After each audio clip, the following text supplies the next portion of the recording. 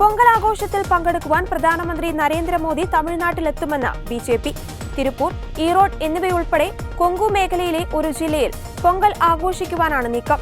ജനുവരി 10-നോ അതിനുശേഷമോ പ്രധാനമന്ത്രി എത്തുമെന്നും ഇത് വരുന്ന തിരഞ്ഞെടുപ്പിന് കൂടുതൽ ആവേശം പകരുമെന്നും ബിജെപി നേതാക്കൾ പറയുന്നു.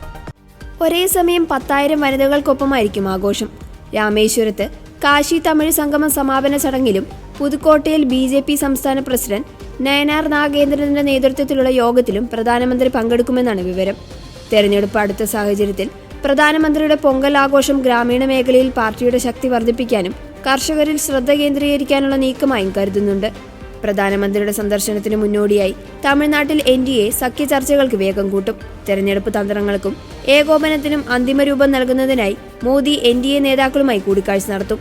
പുറത്താക്കപ്പെട്ട അണ്ണാ DMK നേതാവ് O പനീർസെൽവം, TTV ദിനകരന്റെ അമ്മ മക്കൾ മുന്നേറ്റ കഴകം, PMK, DMK എന്നിവർ ഉൾപ്പെടെയുള്ള പാർട്ടികളുമായി BJP നിലവിൽ ചർച്ചകൾ നടത്തിവരികയാണ്.